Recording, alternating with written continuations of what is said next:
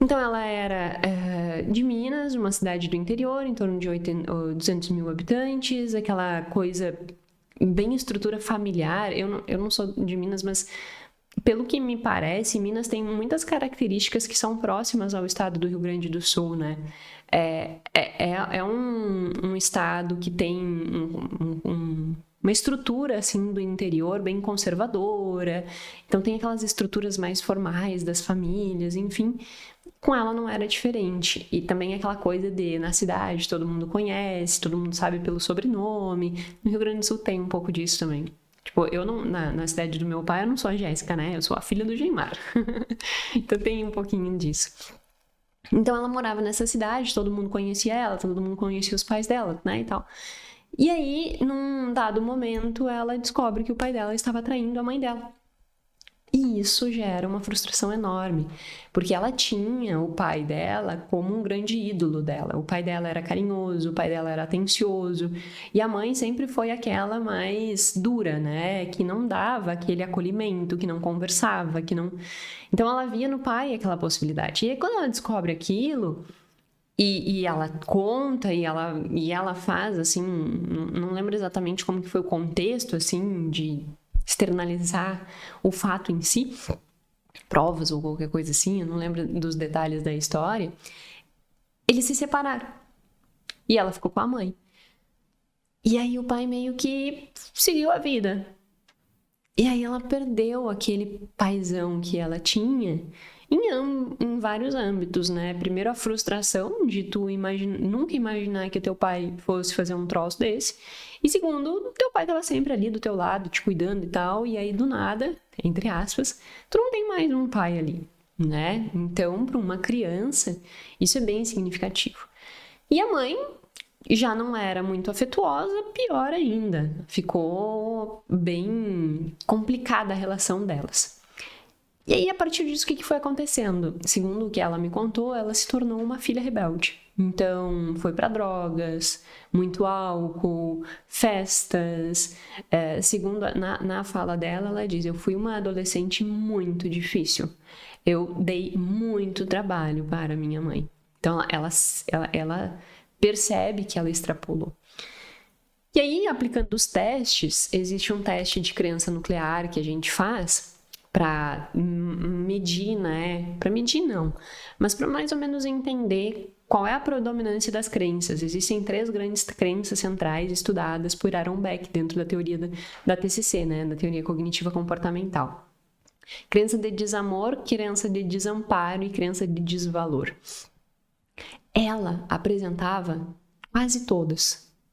A de desamparo, ela é subdividida nessa escala que eu uso em desamparo, vulnerabilidade, desamparo, inutilidade. Então, o vulnerabilidade está ligado com insegurança. Eu não sou capaz de dar conta das minhas coisas sozinhas. Eu me sinto inseguro, eu me sinto só, eu me sinto abandonada. E o desamparo, inutilidade eu sou menos que os outros. A grosso modo, é crença de incapacidade, tá? Eu sou incapaz, eu não dou conta de fazer as coisas. A crença de desamor tá ligado com o que eu não tenho... as pessoas não me amam, eu sou chata, as pessoas não gostam de estar comigo, eu não mereço o amor das pessoas. E a crença de desvalor é o que eu faço não presta pra nada. Tudo que eu faço errado. Então, não presta pra nada. E ela tinha quase todas essas crenças bem altas. Por quê, né? Tentando entender, a gente sempre tenta estruturar o que a gente chama de conceituação de caso. Isso dentro da psicologia é feito, né, com bastante rigor e eu agrego algumas dessas ferramentas porque isso dá uma clareza muito grande.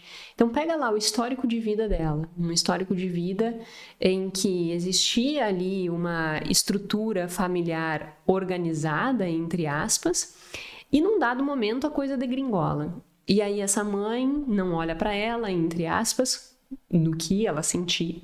A mãe não olha para ela não tem um apoio, ela faz as coisas e é sempre criticada, porque obviamente ela estava ali naquela rebeldia. E é como ela não se sente amada nem na mãe, ela começa a fazer coisas para tentar ser pertencente aos grupos. sociais em que ela convivia. Então, ela mesma me relatou que beber, por exemplo, do jeito que ela bebia, naquela época, extrapolava muito do que era a vontade dela. Mas fazer isso fazia com que ela se destacasse em meio ao grupo. E ela se sentisse mais pertencente. Então, ela bebia mais. Olha que interessante. Como que nós vamos percebendo essas nuances, né? A mesma coisa, o desvalor. Como ela, entre aspas, né, não tinha essa percepção de valor, que tudo que ela fazia era errado, então uma autocobrança muito grande da mãe, a autocobrança dela mesma, ela também foi vendo que, tipo assim, eu não tô valendo nada, né? Então ela tinha essas crenças muito distorcidas sobre ela mesma. Quando essas crenças são altas, significa que a nossa autoimagem sobre nós mesmos está muito ferida. E isso faz com que a gente crie uma imagem de nós mesmos fragilizada. Então, no caso dela, já adulta, e nesse caso aposentada, quando eu atendi ela estava com a visão dela mesma completamente fragilizada. E essa visão fragilizada dela vinha desde a infância. Adolescência, com filhos, também não construiu uma relação saudável, então teve filho e não teve uma estrutura familiar para propiciar um lugar diferente para o filho dela, e aí ela se cobrava disso também. Trabalhou no que apareceu, não no que ela quis, aquela coisa, tipo, eu vou fazer esse concurso aqui, é o que tem para mim hoje, então tá, vamos lá e tal. Então era um contexto de vida muito desafiador, né? Um contexto de vida muito desafiador. E quando ela chegou para mim aposentada, ela não tinha mais vontade de viver, quase. Eu perguntei para ela, tu gosta de sorrir? Rir, né? Não. Do que tu gosta? Não sei. O que tu faz no teu dia a dia? Olho sério até de madrugada? Aí depois eu durmo até 1, 2 da tarde. Almoço, como alguma coisa que tiver por ali. Aí fico ali um pouco com meus cachorros. Daqui a pouco eu já tô olhando série de novo. Porque daí já tá na hora de ir pra cama de novo e aí é outro dia. Algumas vezes vou ver minha mãe, meu filho vem aqui. Mas é isso. Essa é mais ou menos a rotina de vida que acontece. E aí, eu sempre quando eu pego casos assim, a gente tem que perceber que a pessoa perdeu o brilho de viver. Então, antes mesmo de olhar para a questão financeira, nós temos que fazer com que essa pessoa floresça. Fazer um trabalho dessa pessoa ver vida na vida. Porque se tu não vê vida na vida, de que vale a vida? Né? Perde a graça, perde a função. Tu tá só vivendo para esperar morrer. Então precisa ter isso. E no caso dela, não tinha esse brilho, essa vida, né? E com o dinheiro existia uma impulsividade muito grande, mas muito grande. Então, o que nós tínhamos de cenário na vida financeira? Quando eu mapeei os 3 meses anterior, que é o processo que eu já disse da mentoria, a gente começou o atendimento em setembro. Quando eu puxei julho e agosto, o mês de julho ficou negativo, tinha ficado negativo 6.873. O mês de agosto tinha ficado negativo 9.748.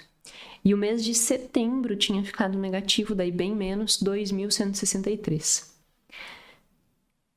Por quê? Impulsividade. E acúmulo de dívidas, que ela começou a deixar de pagar. Simplesmente ela começou a deixar de pagar porque ela não tinha como colocar mais aquelas dívidas dentro do orçamento dela. Então, quando a gente olha para um negativo de 9.000, é que era giro, sabe?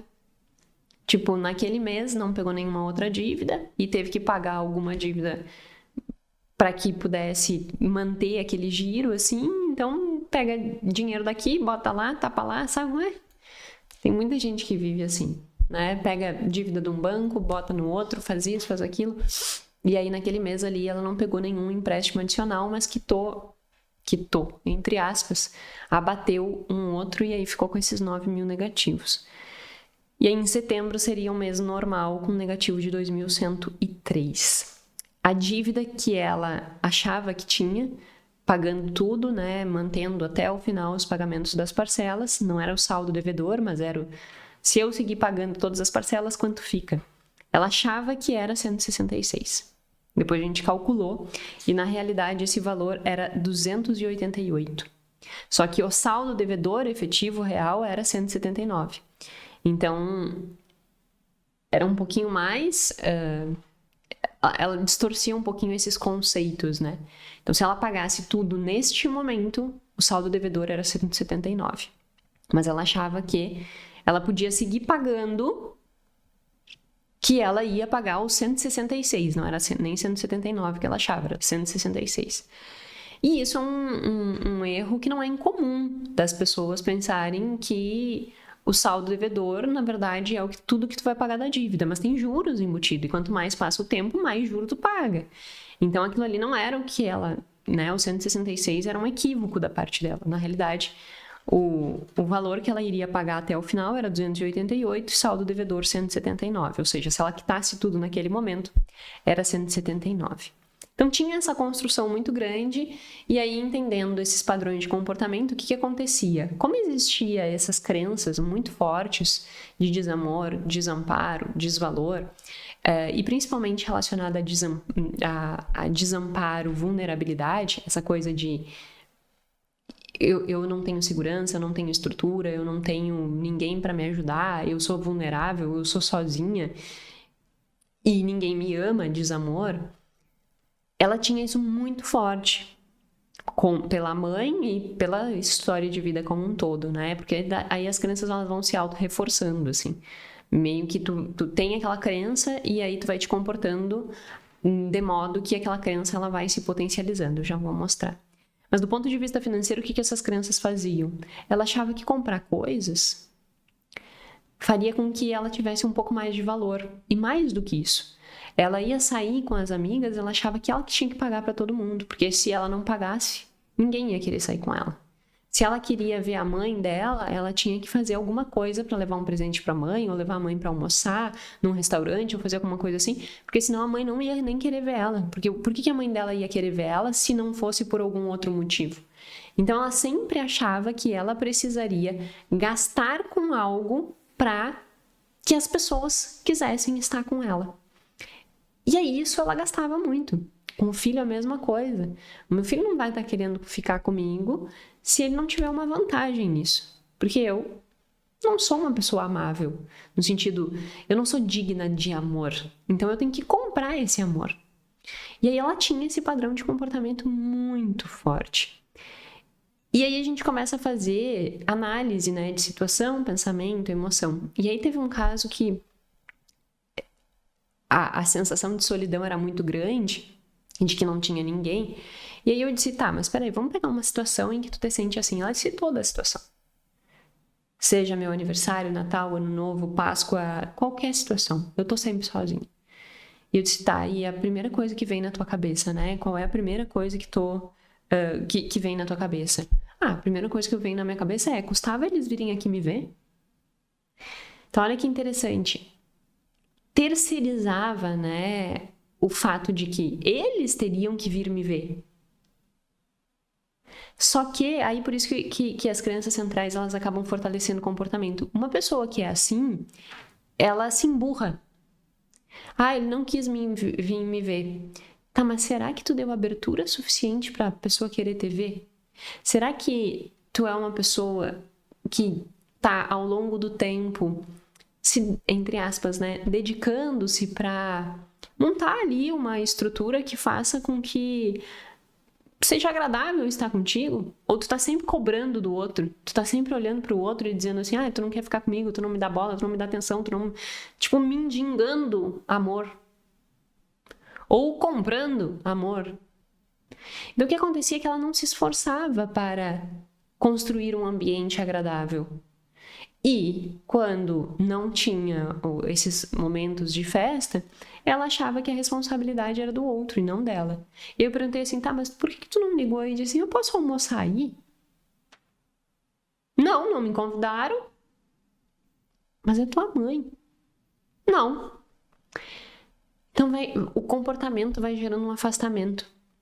E isso vai fortalecendo a crença de desamor.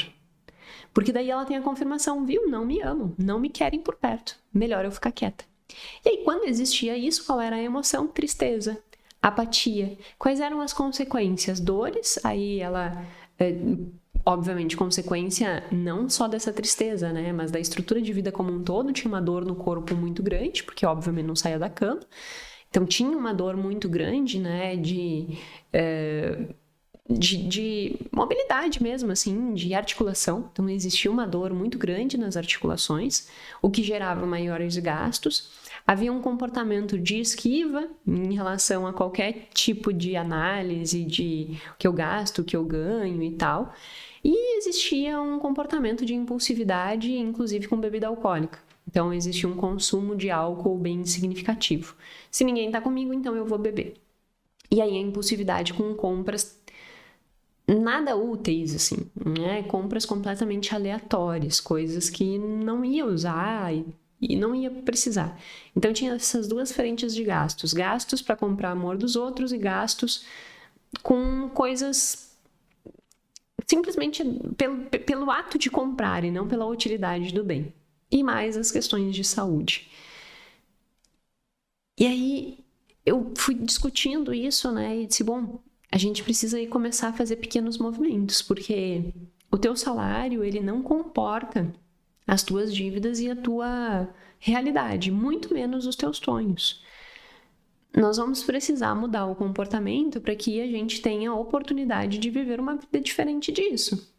Porque se o orçamento e a renda dela era mais ou menos 4.500, só que com o comprometimento de alguns outros empréstimos para além dos consignados, que já descontavam na folha, 4.500, eu digo líquido caindo na conta, né?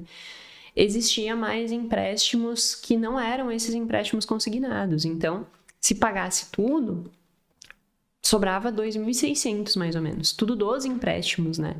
Aí tinha todas as outras contas. Cartão de crédito, que normalmente já passava quase disso, alimentação, aluguel, condomínio, água, luz, transporte, o resto da vida toda. Então, não cabia dentro daquela estrutura e não tinha muita coisa para tirar, porque eram compromissos pré-estabelecidos. Então, quando tu tem, por exemplo, uma dívida no cartão de crédito, eu não posso dizer assim, agora eu não vou mais ter a dívida no cartão, ela segue lá, né? E aí, óbvio, o ideal nesses casos é nós compilarmos todas as dívidas e tentar fazer alguma negociação para baixar a taxa de juros, porque no caso dela tinha dívidas que chegavam a 5,2% de taxa de juros mês, justamente porque o score de crédito dela já estava muito baixo, então quando ela ia pegar mais crédito, a financeira ali que estava oferecendo aquele crédito, ela olhava e dizia, essa pessoa tem um risco de inadimplência muito grande, então eu tenho que cobrar mais dela. E é assim que funciona o mercado de crédito. Quanto mais empréstimo tu tem, maior é o teu risco frente à instituição, mais ela vai te cobrar de taxa de juros. Então tinha aí empréstimos de 5,2.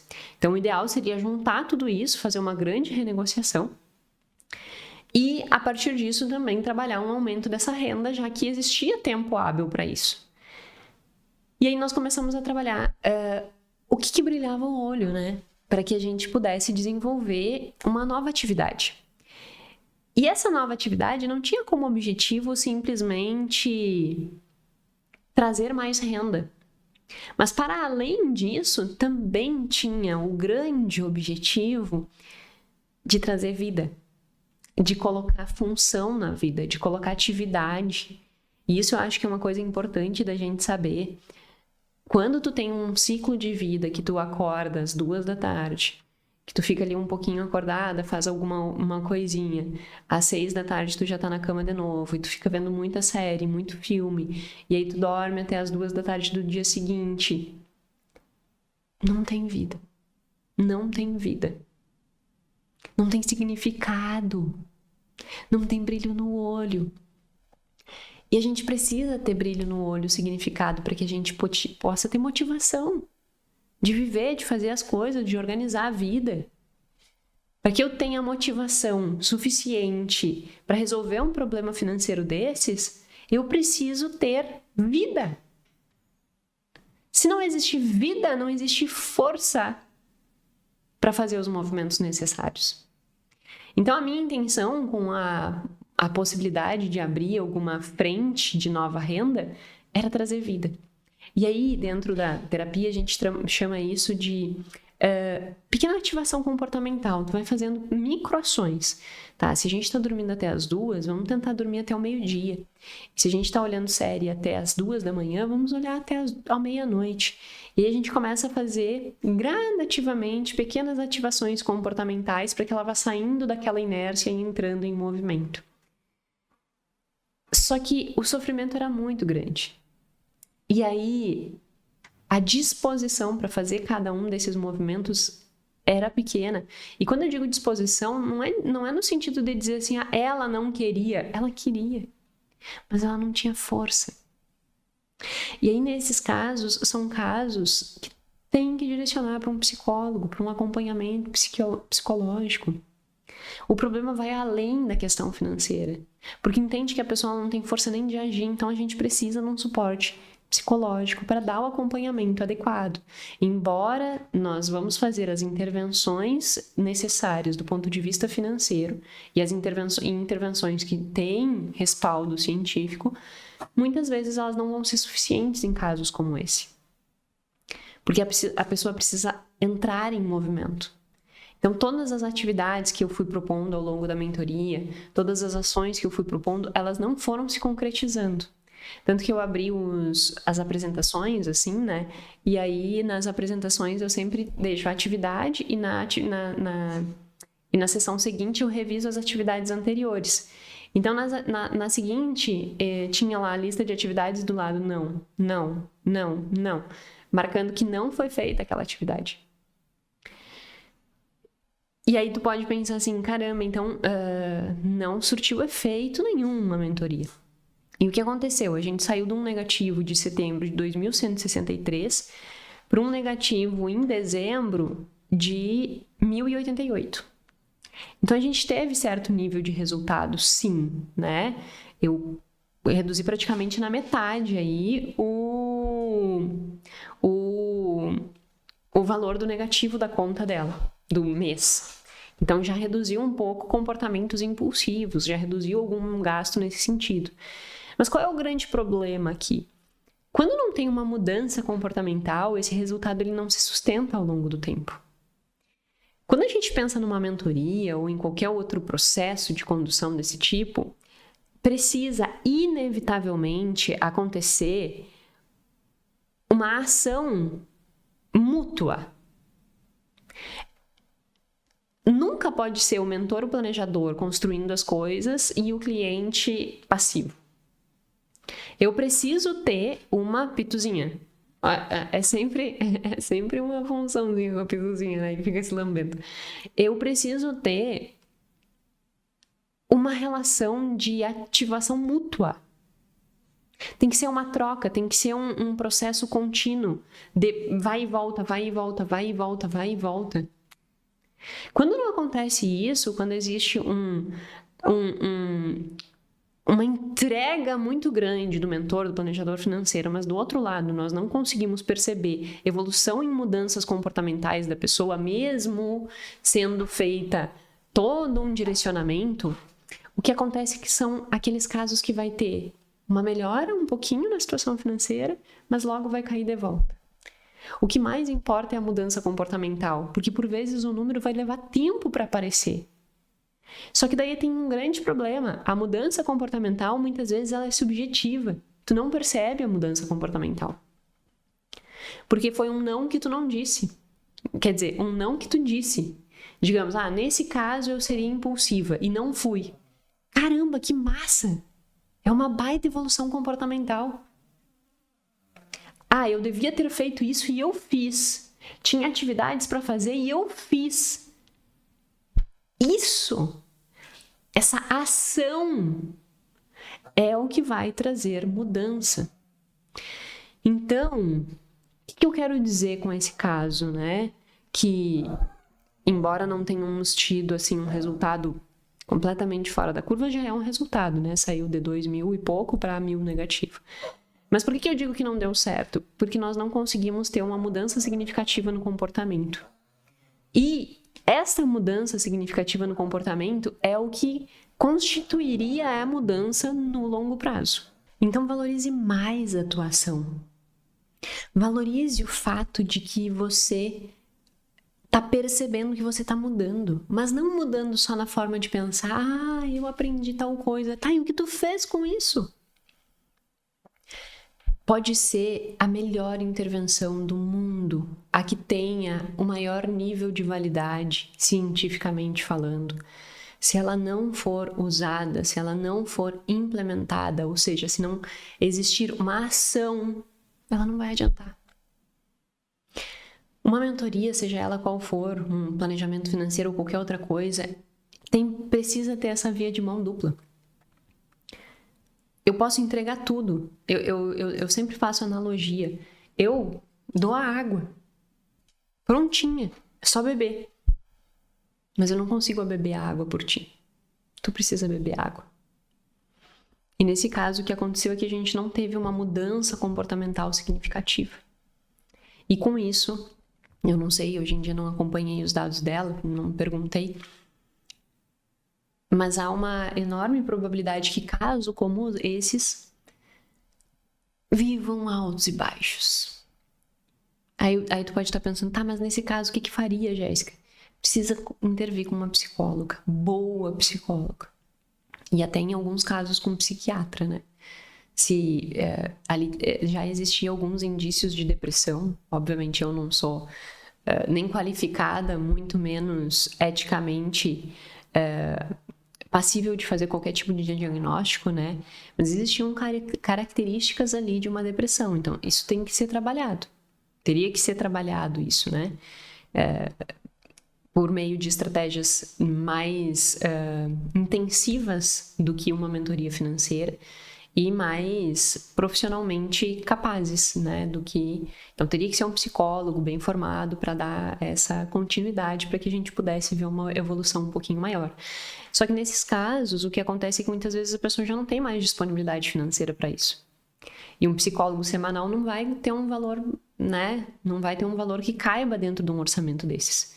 E não é um valor caro do ponto de vista do trabalho e do resultado que entregue. Mas é um valor que, na maior parte das vezes, as pessoas não têm condições de pagar. Num caso desses, né? Que a conta já está no negativo. Só que daí a gente tem que sempre lembrar, não tem dinheiro para pagar o psicólogo, mas daqui a pouco tem dinheiro para ter mais atos impulsivos. Então, será que não vale a pena nós acabarmos tendo ali um maior comprometimento, mas eu realmente buscar uma solução? Ou melhor, eu passar o resto da vida nesse desafio? A gente tem que ser coerente com isso.